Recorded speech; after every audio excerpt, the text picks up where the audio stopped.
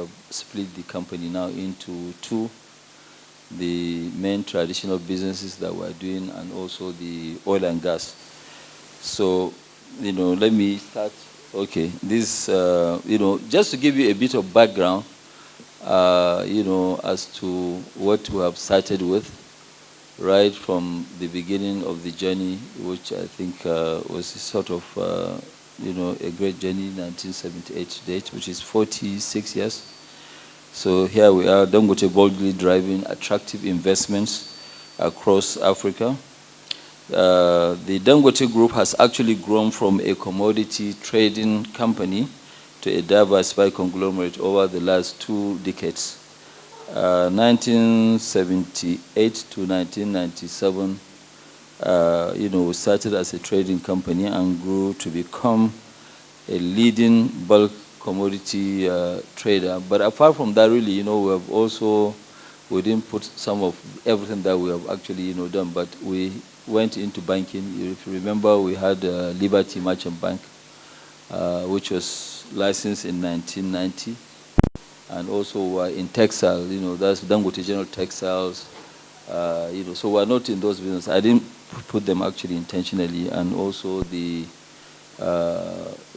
Nigerian textile mills in Ikeja, for some of you that live here, which we had almost about 6,980 workers. Transition 1997 to 2003, we transformed from a bulk commodity trading company to a manufacturing concern targeting at import substitution. So what we tried to do at that time, we quickly just invited Arthur Anderson of that time, which is the present KPMG, to advise us as to, how do we now go into industrialization, because we are really a bit scared of going after burning our fingers in textiles.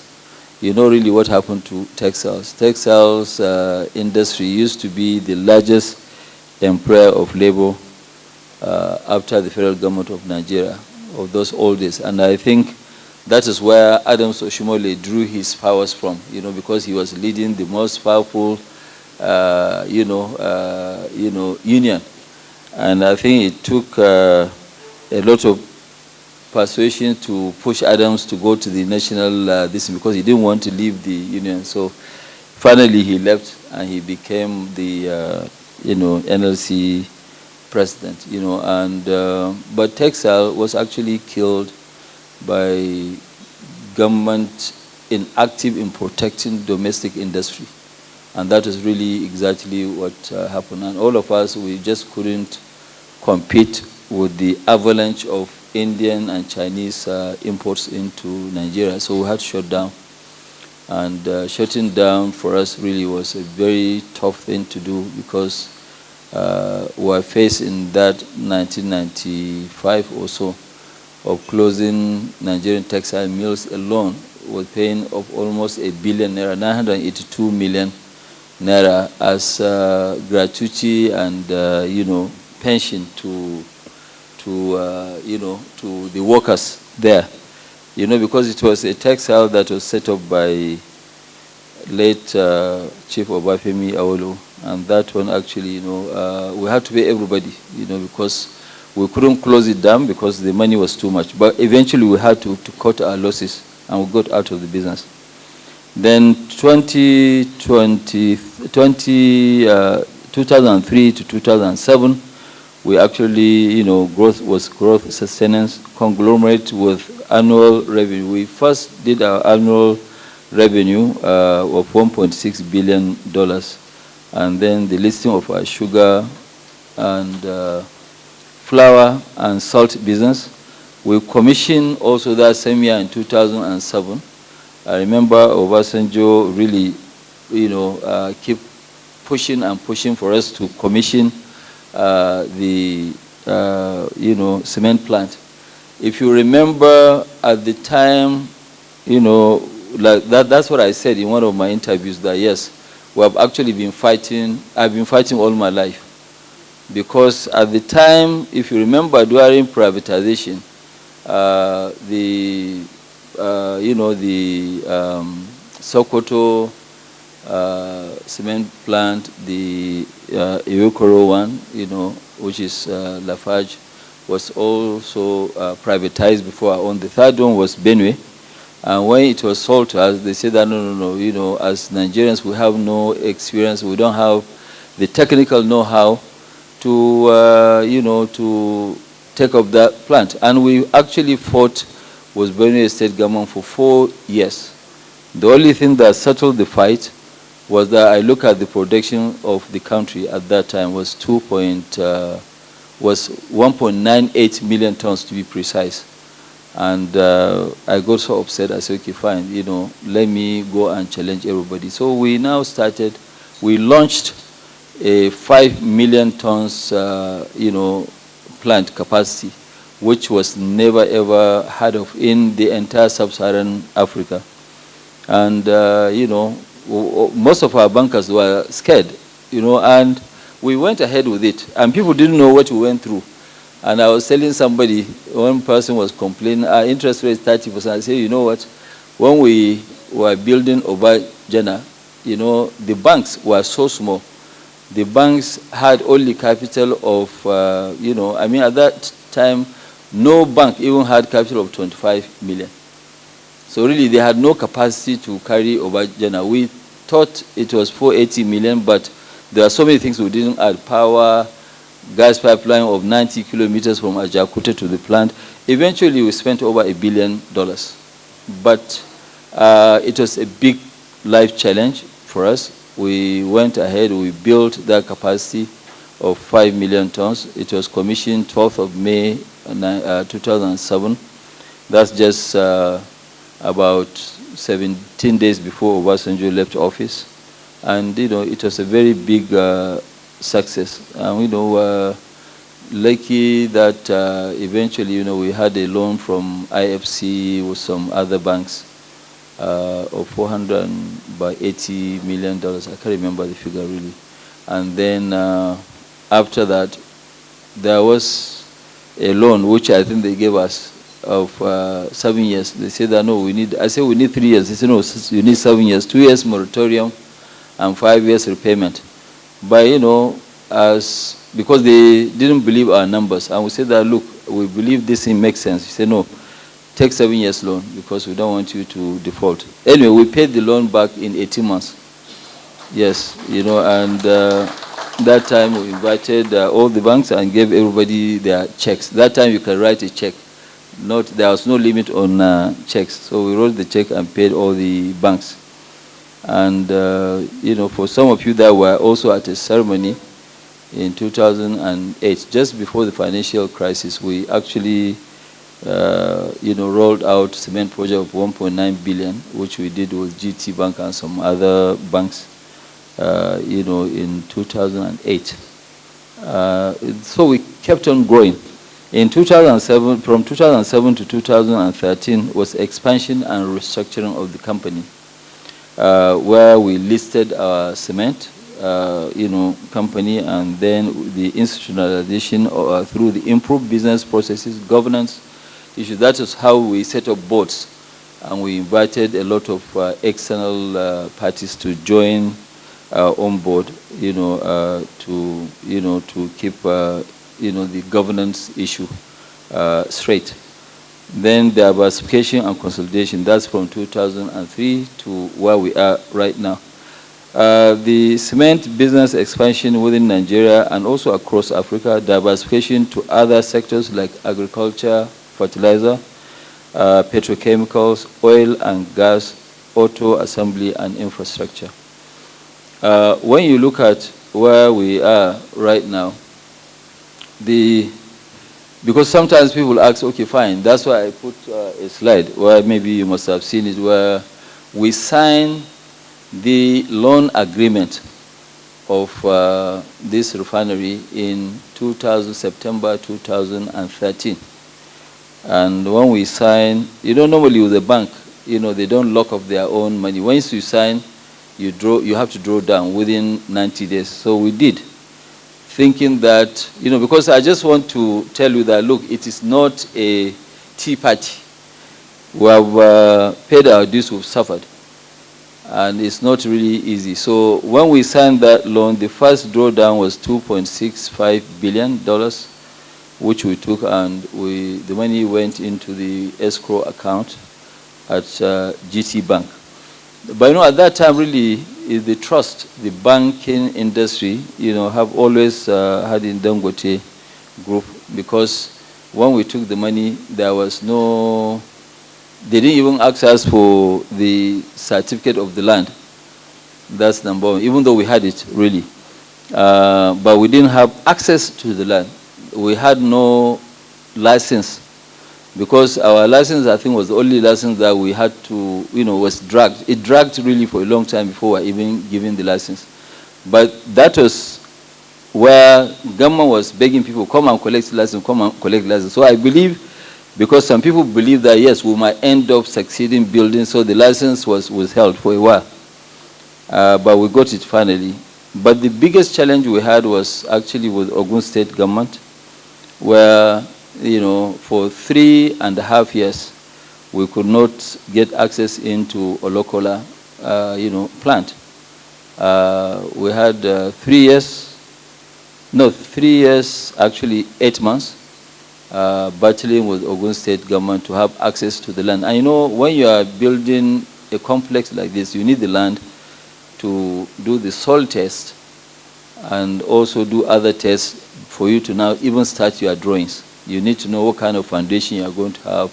Is it piling, is it wrapped foundation, or is it just normal foundation? So with that one now, unfortunately, we couldn't agree with the Ogun State government, and that delay cost us over 500 million, because the money we were paying interest, and our money, 2.65 billion, was in an escrow account where there was no interest rates at all. So from there now we jump into, we got upset. We now bought this land from Lagos State government. It was a bit of a hassle. They wanted to be paid in dollars. We did, of course. So we paid $100 million of that time. And then when we entered the land, we didn't know that the land was not a marshy land, because we were taken to Lekki Free Trade Zone. And we thought it was all the same, type. Until when we now got into the land, we realized that it was a marshy land that we need to spend a lot of money to repair. But even Lagos too, when we got in here, we had also issues. Because if you remember, for some of you that from Lagos, or about Lagos, this is an area that used to be dominated by PDP.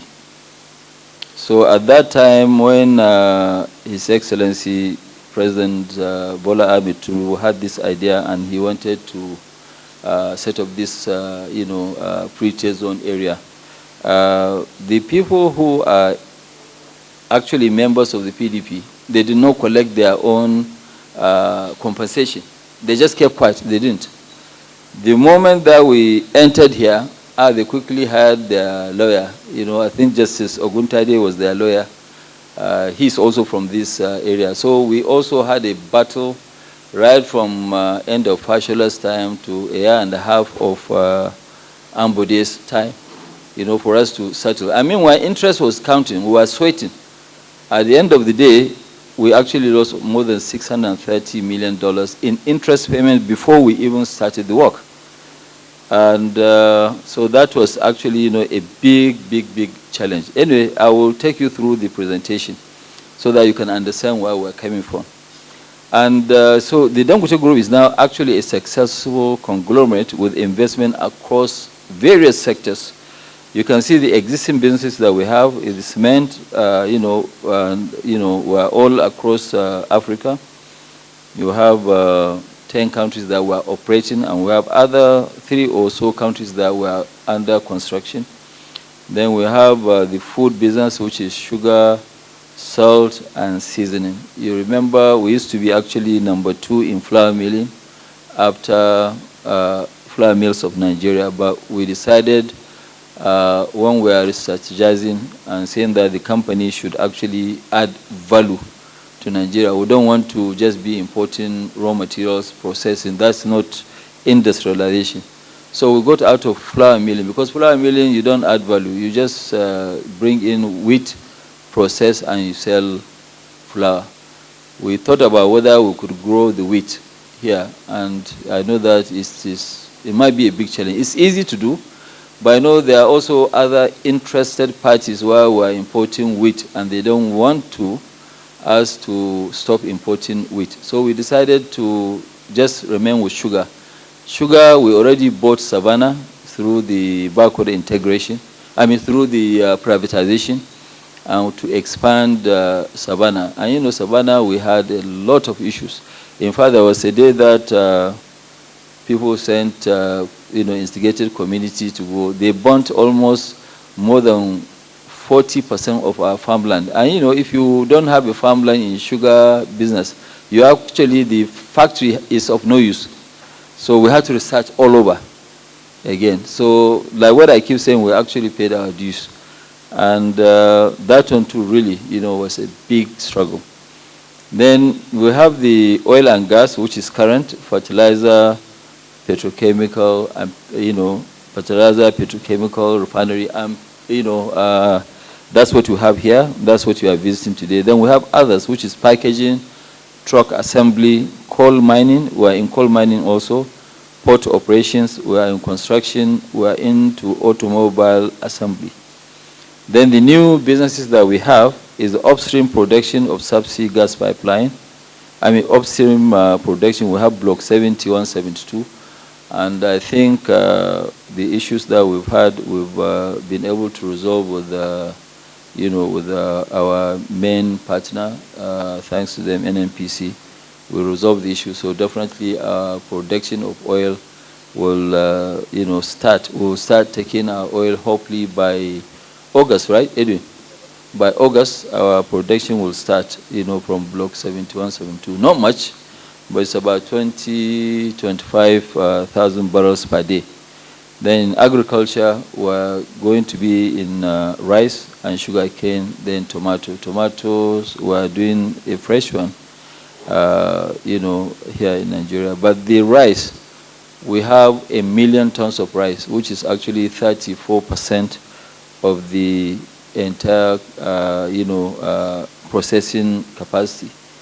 When we get to the rice, I'll also explain to you. So we are actually, this is now, the revenues were, expected to grow 6 times over the next 1 year.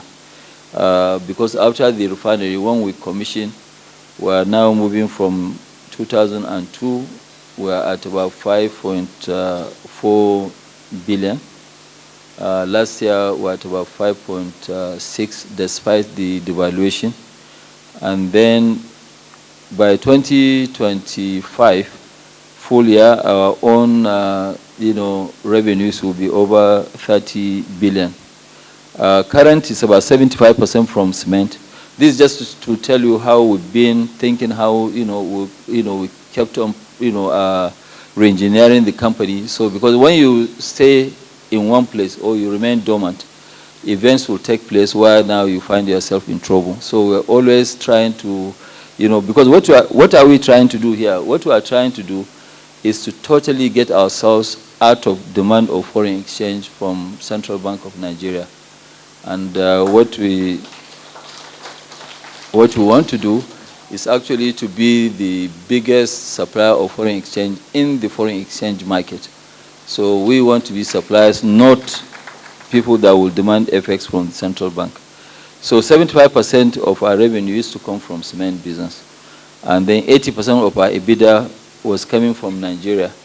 So 90% of the revenue in various local currencies. Because when you look at it, with about 80% of our earning before interest and depreciation, is a little bit high, or it is a risk dominated in one single currency, dominated here in Nigeria. So we now change and say, okay, fine, can we dollarize our business, which is what we've done. So 15% now of the revenue going forward will come from cement, from 75%. And 50% of our EBITDA will come from outside Nigeria, including exports. So that's what we have. Then 70% of the revenue will be in hard currency. So the growth is underpinned by investment in the pipeline over the last few years, which we have actually seen executing in the last couple of years. If you look at what we have done, that's why I think they have they've shown you my picture of 2013 when we signed the agreement. I think I had very few gray hair. But right now, I think Adeshina of African Development Bank yesterday, he came to my house, we were having a dinner. He said, my brother, what happened? Your hair has turned like a cotton. I said, well, you know, that's Nigeria for you. So actually, you know, when you look at it in agric, we've spent about 900 million, and we're still spending more money to make sure that in the next 4 years, we will not import, you know, raw sugar to refine and sell in the Nigerian market. We want to only stay and produce 750,000 tons of sugar domestically. And then the rice also, we have rice. All our rice mills, we are not going to be connected to the grid. We will produce our own power, which is sort of green energy. We are producing out of the husk. So we are using the shell of the rice to generate our power. You know, we are not going to be connected. And we are very, very lucky. I mean, you cannot imagine just overnight now we have 240% increase in power. And rice business consumes a lot of power because you do the parboiling and then you do the processing. So we will not be connected to the grid. All our this will actually be, you know, this. Then in the cement, we have spent 1.7 billion. Luckily, the project that we had also problem with Ogun State in 2000, I think it was 2017. We have now gone back to site and we've started and we're building a brand new 6 million tons of cement, mainly to target export, and that will give us quite a lot of money. What we are doing is that we want to make sure, apart from selling domestic, we create excess and export. Because you really don't become an exporter unless you have self-sufficiency, then you export the, this. I keep telling people that whatever you export, you will export maybe even cheaper than your domestic market because you are competing with everybody. You are competing with China, you are competing with everybody. So you only export your excess. Just like, you know, airline business. Well, that's what I keep saying. Manufacturing, say you have 100 seats. So 60 seats will be maybe your cost and your profit will be in 60 seats. The 40 seats, you can even sell them at 40% or 50%. Whatever you sell them, you are making more money because instead of dividing your cost by 60, which you have already done, you've taken your profit, you divide that cost by 100, and then you make more money. And that's how manufacturing is. So you just don't go and establish something where you just become an exporter. No. Even Asia, they did what you call self-sufficiency before they now target export. And because normally domestic market, you have to protect your domestic market compared to imports. Today, if you go to Japan, just try, for some of you that have been to Japan or even to South Korea, the Samsung you buy in South Korea will be more expensive than the Samsung you buy in Nigeria.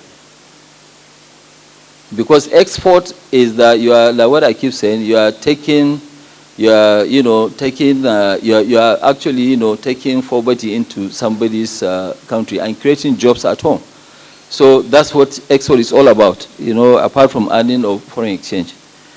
The next one is refinery, 19 billion, which we have spent. Actually, we have gotten now to 19.5 because we had additional interest and you know, we had a late startup, and I will take you there when we, you know, have that. Then the fertilizer, we spent 2.5 billion, and then midstream and upstream oil and gas, we spent about 1.1 billion. So over the last couple of years, we've spent 25 billion, 25.2 billion, despite the devaluation. You can see that when we started, when we rolled out the refinery, the exchange rate was 156.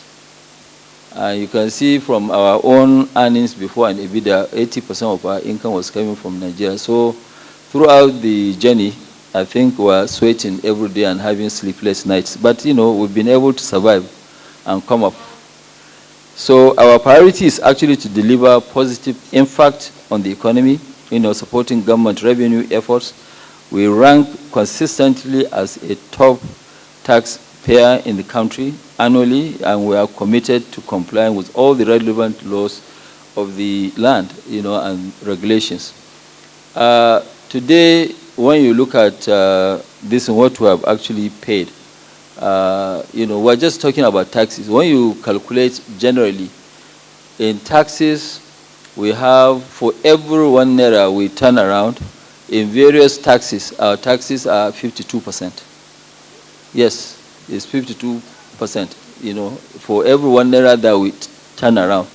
So, in our own cement business in the last couple of, in 2003 actually, we have actually paid more taxes than the entire major bank, in the country.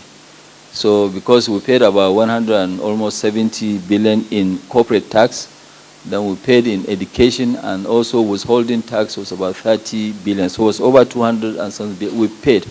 Right now, our VAT payment is almost about 900 million daily. We paid about 27 billion every month in terms of VAT. So, if we don't create the business, well, but how did we get to here? Because yes, government gave us the support in the cement business. They gave us also a tax holiday for 5 years. Tax holiday for, anything is not for you to make money and you go and build mansions in Dubai and other areas. It's for you to reinvest in the business and you create more jobs and create more prosperity, more growth and prosperity. And that's what we have done. We concentrated on that really. And that's why I think I'm the only, one Nigerian that I think I don't own a 9-inch block outside Nigeria. I don't have a house outside Nigeria at all. So we're actually also the largest private employer of labor. We are known as one of the largest employers of labor. However, we are also conscious of ensuring our workers enjoy the good living standards. This is reflected in our inclusion in the list of top paying firms in Nigeria. If you now check the firms, most of our executives are actually at the top of it. And I think we are trying our best. I think in the last 14 months, we have actually reviewed our salaries, our package, not salary. We don't review salary, but we review package. I don't know, Tony, you must have received twice, right? Yes. So, I think we are one of the strongest players in export. Our export strategy is driven by our passion in ameliorating the FX pressure. In FX pressures in the economy, we have actually the capacity to export 8 million tons of clinker from our 2 terminals, which are built. When we spend this kind of money, what I said, 25 billion, we actually at a point had 31 projects, all going simultaneously. The smallest project of them all is our head office on Alfred Rewani, which is the 18-story building which we are building.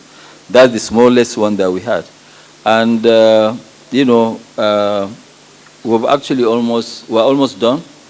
The rice mill is the one that we have a delay, but rice mill some will be completed this year, Jigawa, I think, and Sokoto, but then we will now move on to the rest. So next slide will be Dangote Cement.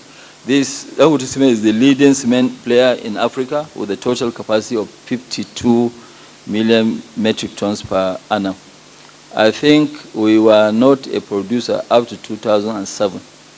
But from 2007, we have actually taken over. We are the largest producers. In fact, I think some of them, when you look at the players of cement in South Africa, I think cement industry started in 1886 also in South Africa. So I think even my great-great-grandfather was not born that time. But we were able to take over the cement market in Africa. And plans are also underway, which is now to add 9 million tons of capacity. In the next 3-4 months, hopefully we'll finish Koduba, 3 million tons. And then we have the 6 million tons of Itori. Itori is in Ogun State, no far away.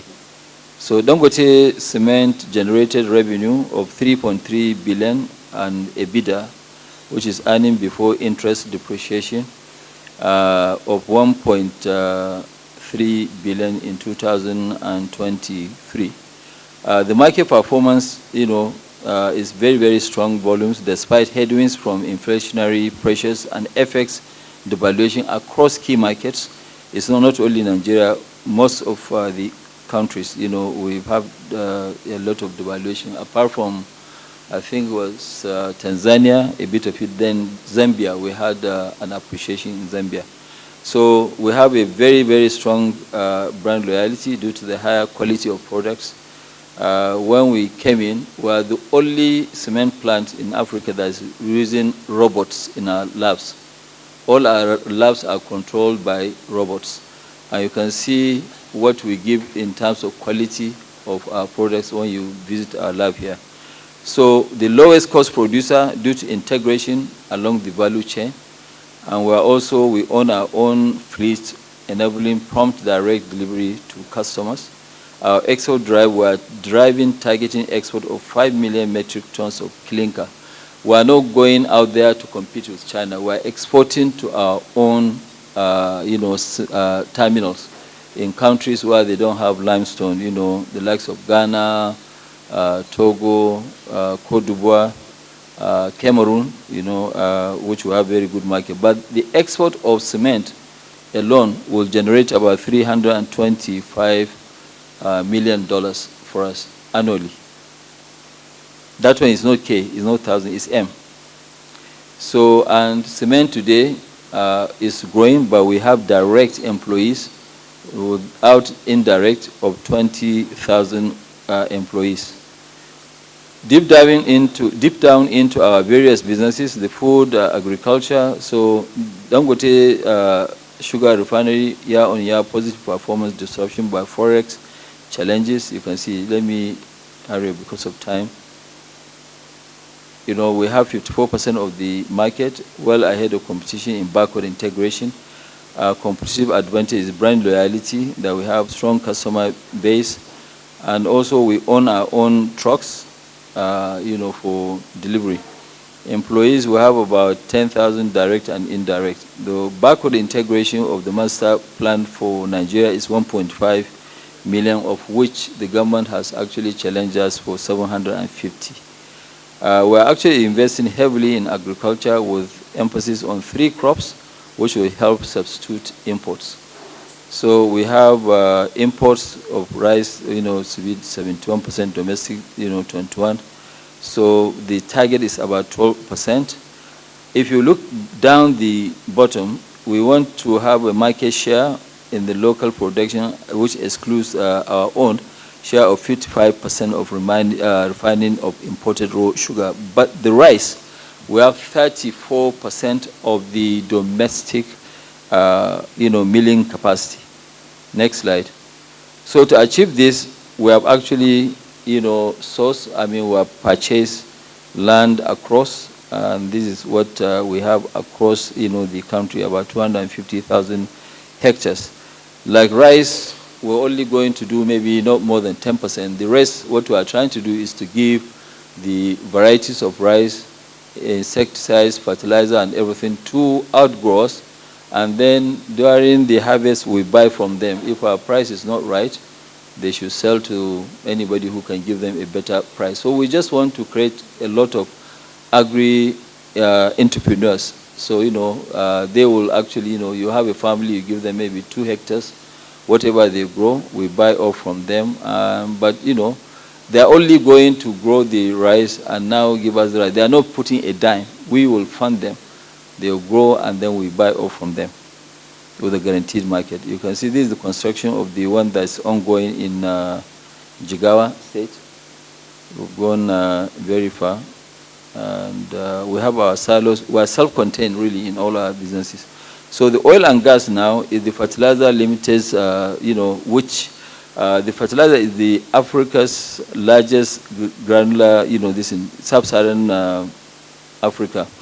Well, Africa's actually, because there's no, even in Egypt, they don't have a single line of 3 million tons.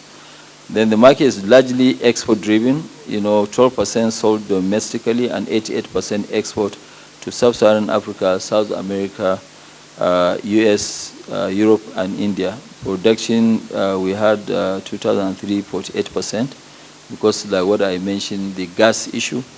But hopefully the gas issue, as promised by NNPC, will be finished July.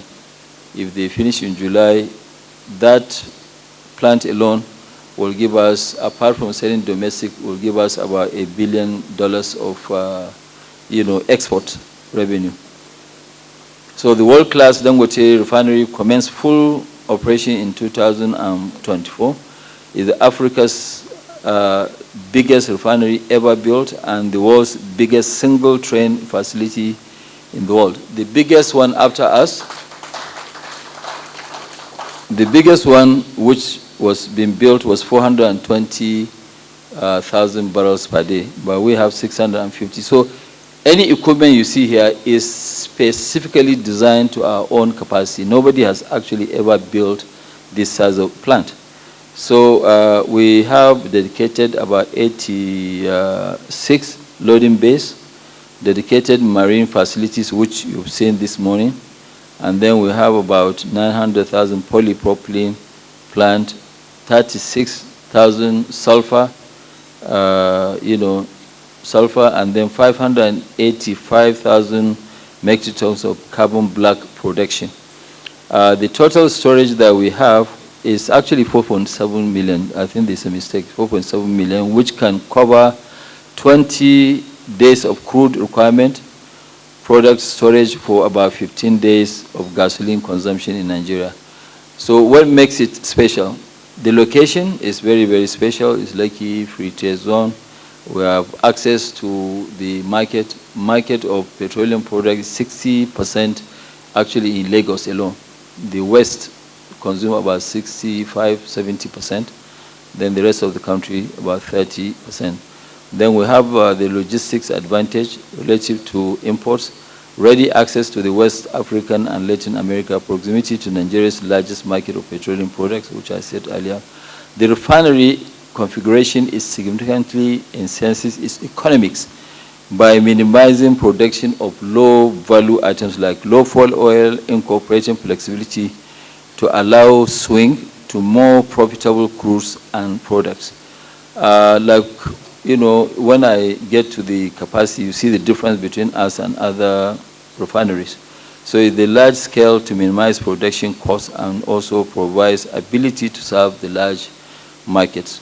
And wherever we go, as usual, we build our own infrastructure. The road you've taken, we're building that road, and we're building it up to the one that will hit Shagamu, Ore, Benin, you've seen now is two lanes, so we are now have approval again to put another two lanes. So we'll end up having 8 lanes, there. So you can see the issue. Now, when we are building, most people, including the guys who built the fort, everybody, people just kept building factories because they believe that, yes, we as Dangote, we have to come up and sort out the problem of everybody. And that's, that's what we had to do now, because we had to actually build the road. Because if we don't, the congestion here will be worse than Apapa. But you can see also Apapa, we built the entire road network in Apapa with that. Yes. So project is now fully online, successful completion, trial run in January, and refined intermediate products include polypropylene, naphtha, RCO, gasoline, diesel, jet fuel. Then steady state of production commenced late March. We are ramping up production to reach up to 500,000 tons, which is 15 cargoes of crude by August, 550,000 by end of the year, and 650,000 by first quarter of 2025. Gasoline production to commence in July by the grace of God, which sells in August. We expect to have annual revenue is projected to be to exceed about $226 billion. At the steady state, production will exceed Nigeria's demand. You can see here gasoline production, our own is 53. But Nigeria, sometimes you hear 35,000, sometimes you hear 45,000, but we're taking the 45,000. Even if it's 45,000, we'll have 8 million to export every day, and then diesel, we will have 35,000, and we have 14,000 to export every day. We have 21 million surplus. And then aviation, we do 8 million per day, and only 2 million is required in Nigeria, then 7 million export. So at the steady state, production will exceed Nigeria's demand, which is, like what we have said. In the refinery, we expect that we'll have 1.1 million, tons of PMS, and then we will have domestic consumption is about 1 million. So these are the export, but you are extreme right. The OML 7172 is what I've mentioned. Let me hurry up because of time. We hope to start by next month, and it is a block that we bought from Shell. It's not, it was actually in production up to 2002. But I think they left because they wanted to sell their assets. So they call it Kalekule field, which include 2 drilling rigs, and then, these are the details. And we're actually expanding now to take it up to about 60,000 barrels of production per day with 250 million scoop of gas in the next, in the next 5 years. So we're also investing in gas midstream infrastructure to support gas-based industries. We have built over 200. Kilometers of gas pipeline in partnership with NGIC, Nigerian Gas Company, on a build, operate, transfer basis. We also have other projects in the pipeline, including 3 billion scope of east-west gas gathering stations, which is an offshore pipeline. This one, we actually suspended it because we waited for the regulation to change, which is, the PIA now that we have. But we want to see the PIA fully at work because, in Nigeria, law is different and also implementation is different. So really, I think it's better we are waiting for the, implementation of the PIA.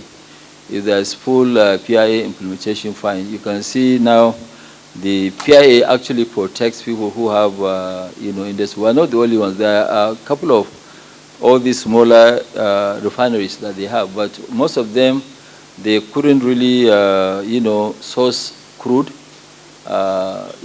locally. And now, I think, with the support of the government, we made so much of noise. I think now we already have finally got it last week, where now they say, okay, fine, there is domestic crude oil obligation, which I pray and I hope the IOCs will respect. So we have 600 million scope of onshore gas gathering pipeline, under construction. Then 300 million scope of gas processing facility, which is at a design stage. For some of you that know Bayelsa, we have the oil field, which is owned by Shell and is going to be produced by Shell. They call it Iseni. So from Iseni, we are drawing gas to connect it to Otorogu, where we will process the gas. So it is under an arrangement between us and Shell. Shell don't want to invest. We have invested. Our gas pipes will start coming by next week.